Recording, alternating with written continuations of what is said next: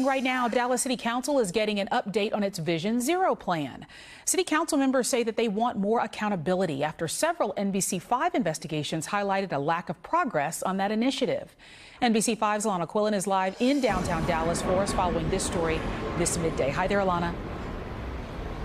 Good morning. The city of Dallas established this Vision Zero plan 5 years ago, back in 2019. And the big question now is whether or not they've made enough improvements to city streets and other areas to really reduce the pedestrian deaths and injuries by 2030, because really they have just 6 more years to go until that deadline that they've set for themselves. Here's a live look inside Dallas City Council chambers right now, where that presentation and update on Vision Zero is underway. Our NBC5 Investigates team is in that room continuing their coverage on their series Driven to Death. Their reporting found that in recent years, Dallas had the highest traffic death rate among America's 10 largest cities. Several months ago, NBC5 Investigates obtained a draft copy of a Vision Zero progress report, and it showed few action items had been completed. Many were listed as in progress or not started.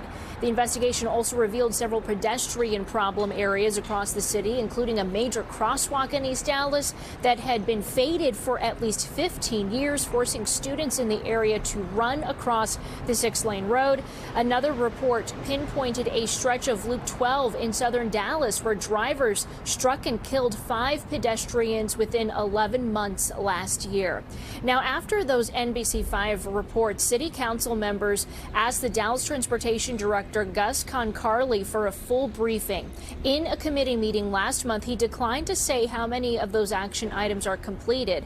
But today, the council is supposed to get an update on that and hopefully get some more answers to some questions they've had for weeks. Concarly insists that progress has been made, but also mentioned constraints on resources. At the last briefing, some council members pressed him on how the city can implement Vision Zero safety measures more quickly to speed up the process of redesigning streets with high speeds and high numbers of driver and pedestrian deaths. I want to say is that the city of Dallas, while we're not happy nor satisfied, and we shouldn't be satisfied to where we are, but we're making some headways considering the constraints on the resources.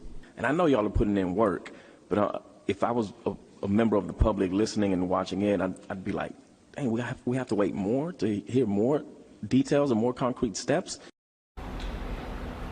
So I've looked through the presentation that the city is about to give today, and some of the updates do include an allocation of $1.6 million that was made in October toward Vision Zero efforts. There's also a section showing some updates, improvements that are either completed or other way. That includes corridor studies, improving school zones and crosswalks, and adding more traffic signals across Dallas. Now, NBC5 Investigates will have a full update on this coming up later on today, both on air and online. And if you want to read and watch that Driven to Death series, you can find that on our website, NBCDFW.com.